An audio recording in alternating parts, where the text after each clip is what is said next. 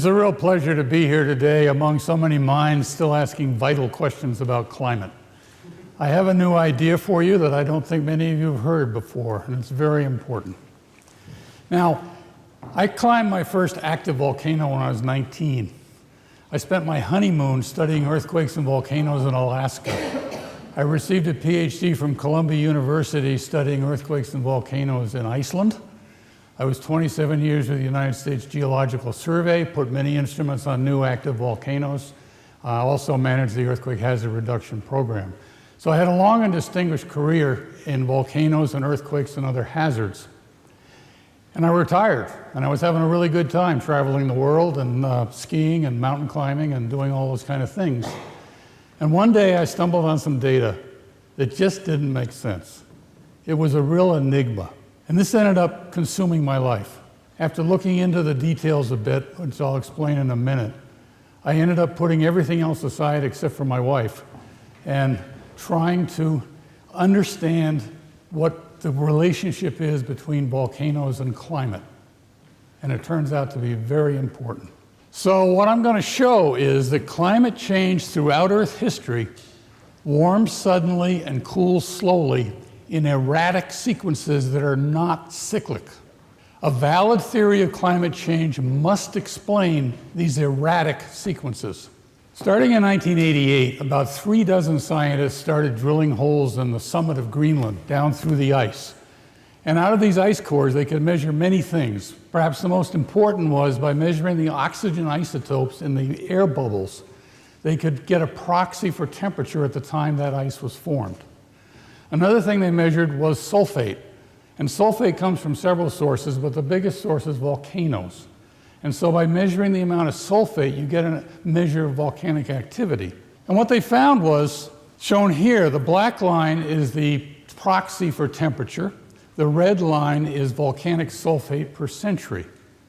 And you can see very clearly at the end of the last ice age, this is 25,000 years before present, back about 12,000 years ago, there was major warming when we popped out of the ice age, and you notice that there was major volcanism that was continuous for about 2,000 years. And that turns out to be very important. It's the duration of the kind of volcanism I'm going to talk in a minute that leads to warming. There's ample evidence where this volcanism was at that time. It was in Iceland. This is the mountain called Erratic in northeastern Iceland, and it's called a tuya, or table mountain. The name means broad shoulders, and what made these broad shoulders was that when you have a basaltic lava eruption under ice, the basalt can't flow away like you see it do in Hawaii. It gets chilled, so it has to build upward. So this is a mountain of basalt, of the kind of thing you're used to seeing in Hawaii, but it's built up vertically. And when you look at a whole bunch of these in Iceland, or these different tuyas on the lower right, you can see that most of them that we see today were quite active between about 14,000 years ago and 12,000 years ago.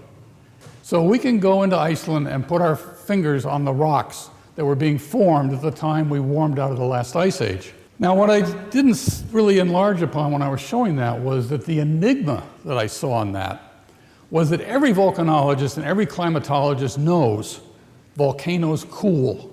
It's absolutely understood, and you ask any climatologist today, they'll tell you we know that better than anything else. And so I said, wait a minute, how could volcanoes both cool and warm?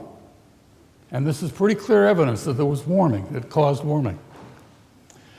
So the kind of volcanism we're talking about that was going on under the ice is what we saw happen at Barðabunga in central Iceland in 2014. This is just lava flowing out on the ground. You can stand fairly nearby and watch, just as you can in Hawaii. But this volcano oozed basaltic lava over an area of 85 square kilometers. That's 20% of the size of London in 6 months. In Hawaii, it takes at least 17 years to erupt that amount of lava. This was the highest rate of basalt extrusion since 1783, the eruption of Laki. That was 233 years ago. So this was an exceptional event, and most of you probably never heard of it because it didn't interrupt airspace, because it didn't explode. It appears to cause the very rapid warming that we've observed since this volcano erupted And I can give a whole talk on that, but I'm not going to today. But that's why I argue 2016 is the hottest year on record. We went through the global warming hiatus, where there was no real change in temperature from 1998 to 2013.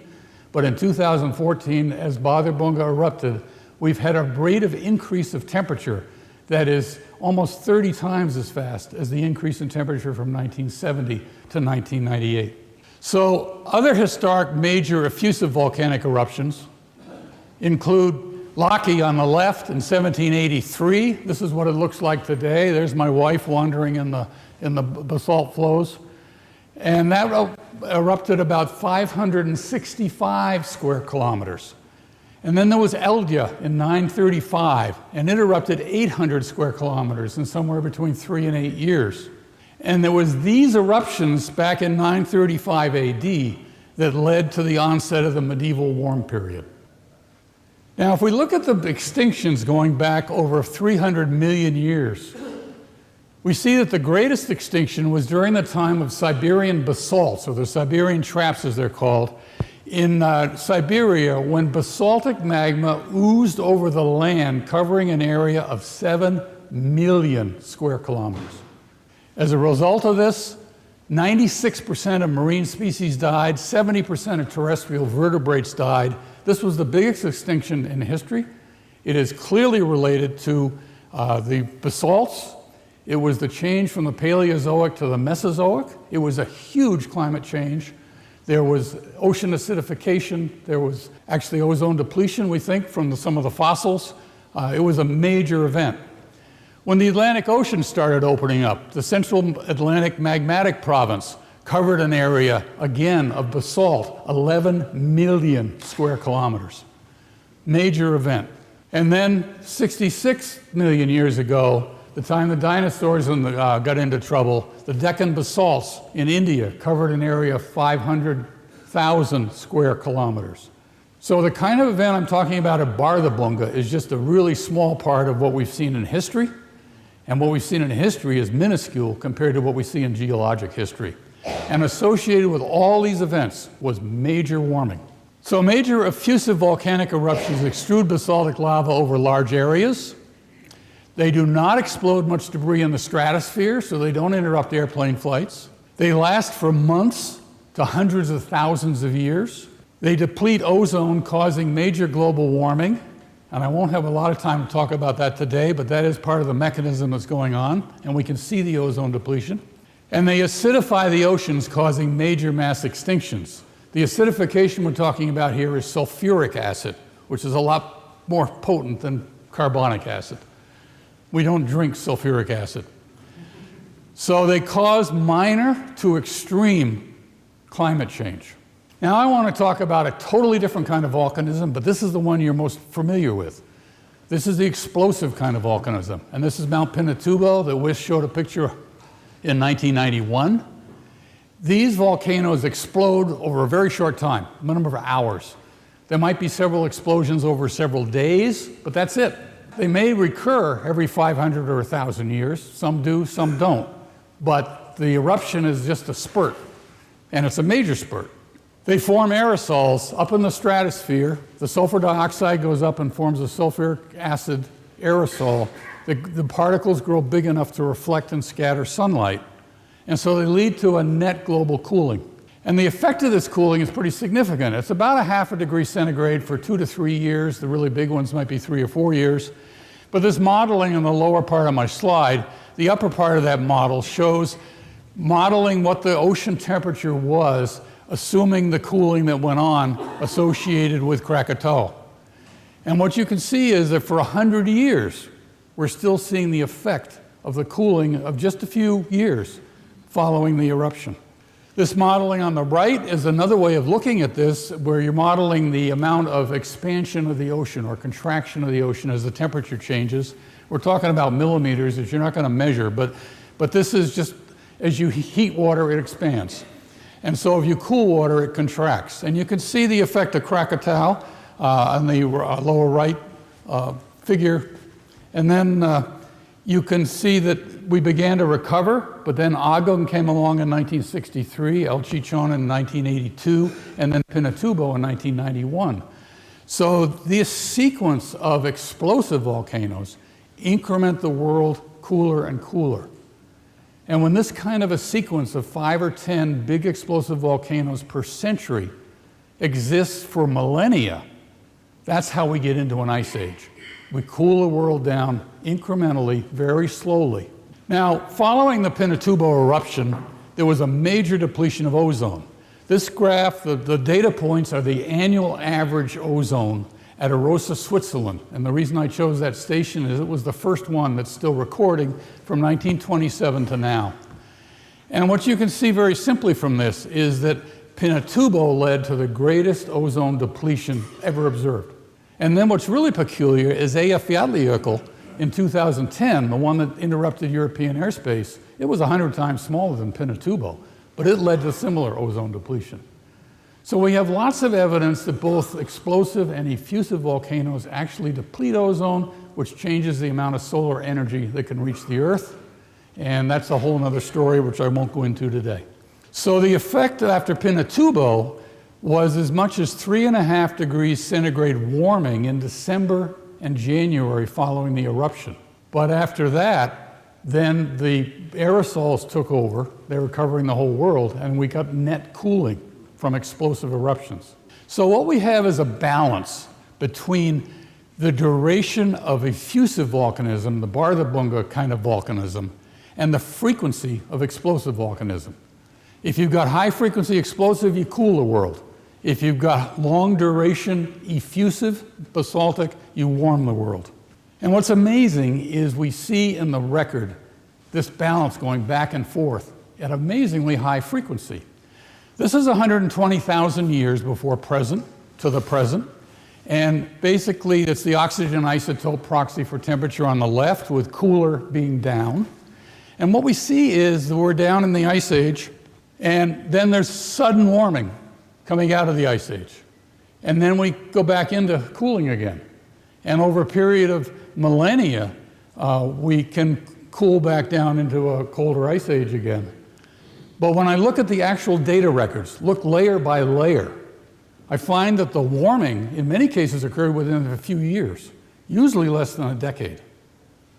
Now, this is one ice core, but there are many ice cores in Greenland and elsewhere, and you see the same kind of thing. You see this very rapid warming followed by slower cooling.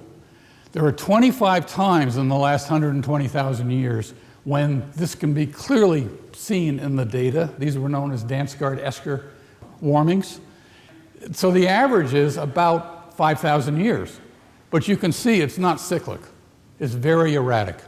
So there's sudden major warming within a few years, followed by cumulative cooling over centuries to millennia, where the warming and cooling occurs on average every 5,000 years, but the timing and the amount of warming are erratic. They are not in cycles. This is most clearly explained by this balance between effusive volcanics causing warming and explosive volcanics causing cooling. So I want to talk about cycles a minute. The green line here is, again, this oxygen isotope proxy, and it's taken from deep sea cores. Benthic sites, 57 of them around the world, some of the best ones out there, and they averaged all the data together and they smoothed it a little bit. And you get this very clear picture that back here in the last interglacial, the Eemian interglacial, we went down into the ice age. We kind of stayed fairly one temperature for a while. We went down some more. And ultimately down here, between 15 and 20,000 years ago, we got to the bottom of the ice age. And then we got what I showed you on my first slide, the sudden warming coming out of the last ice age. And this is the Holocene here and where we are. Looks like a pretty reasonable way of going. And I should say also that the vertical black lines are known major explosive volcanoes that I tabulated in one of my papers. Now, I've added the black line, which is the Milankovitch cycles, the effect of change in solar radiation reaching the Earth from Milankovitch cycles. And with a few beers or a couple of bottles of wine, we can make a lot of science out of this. You can see there's a fair similarity between what's going on here, but it doesn't all fit that well. But if we look at the real data of what's actually happening on the upper left, what we see is that the lower part of the coldest part of the ice age was not down there at 10, 15 to 20 million years, but it was way back at 70,000 years ago. And again, it's sharp warming, slow cooling. Sharp warming, slow cooling. Global warming happens suddenly and irregularly. So the closest thing to truth in science is good data. This is good data. It's clearly observed. The nice thing about oxygen isotopes is you measure a sample. And in a drill core, you can date that sample pretty darn precisely. Erratic sequences of rapid warming followed by slower cooling. So to use Nils's polite words, the new dawn of truth, I propose, is recognizing that a valid theory of climate change must explain these erratic sequences. They're there. We see them very clearly. So to go to somebody you worship, Al Gore, he said, scientists have an independent obligation to respect and present the truth as they see it. Well, Al, the truth as I see it is that climate change throughout Earth history warms suddenly and cools slowly in erratic sequences that are not cyclic. And I haven't got the slightest explanation for how CO2 could cause that. A valid theory of climate change must explain these erratic sequences. Thank you very much.